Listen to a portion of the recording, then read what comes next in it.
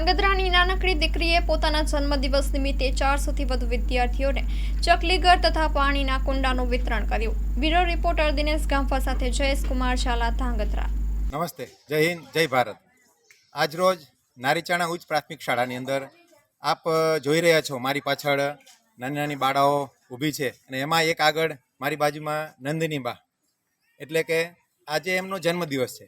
હવે અત્યારના જે નવી જનરેશન પોતાના બર્થડેની ઉજવણી એવી રીતે કરતા હોય છે કે જેમાં લાખો રૂપિયા ખર્ચ કરતાંય પણ કંઈ મળતું હોતું નથી. પરંતુ આજે આ નંદિનીબાએ નાનકડા એવા બાળની અંદર જે નાનો વિચાર જે સ્ફૂર્યો છે ને, એમને આજે મારા નારીચાણા પ્રાથમિક શાળાની અંદર અને નારીચાણા ઉચ્ચ પ્રાથમિક શાળાની અંદર કુલ મળી અને 450 વિદ્યાર્થીઓ છે. એમને ચકલી ઘરો અને એ પાણીમાં કુંડાના પાણી એમાં ભરી અને જે પક્ષીઓને અત્યારની જે તરસ છીપાવી શકે એ દરેક વિદ્યાર્થીઓને ફ્રીમાં વિતરણ કર્યું છે.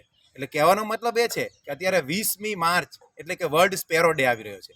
તો એની ઉજવણી રૂપે આ જે બાળકનો જે વિચાર છે ને, એ અદ્ભુત વિચાર છે અને એ વિચારને દાદ માંગી લેવો વિચાર છે. એટલા માટે હવે પછી જે નવા બાળકો જેના એવા વાલીઓ છે કે જે પૈસા ખર્ચી શકે છે પરંતુ જે એ પોતાની લક્ષ્મીનો સદુપયોગ નથી કરતા ને, એના માટે હું ખાસ એમને વિનંતી કરું છું કે પોતાની જે સદલક્ષ્મી છે આમને કેક કાપ્યા વગર, પરંતુ જે દરેક બાળકોને આ જે ચકલી ઘર અને પાણીના કુંડા આપીને જે કાર્ય કર્યું છે ને, એ ઉમદા કાર્ય છે.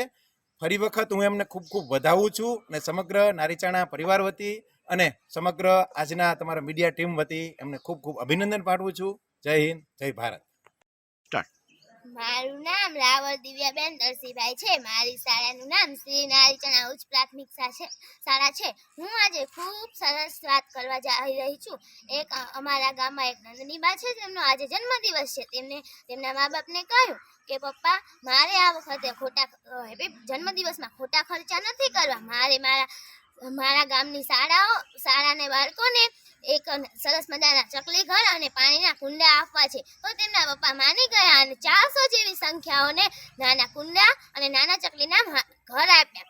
તેથી તેમને હું ખૂબ જ અભિનંદન આપું છું અને અમારા જે નંદનીબા છે તેમને પણ ખૂબ જ અભિનંદન આપું છું અને કહું, અમને ભગવાનને પ્રાર્થના પણ કરીશ અને અમારા શાળાના ખૂબ બધા જ બાળકો પ્રાર્થના કરશે કે ભગવાન અમારા નંદનીબાને 100 વર્ષ જીવાડો અને એમની હર ખુશી પૂરી કરો. જય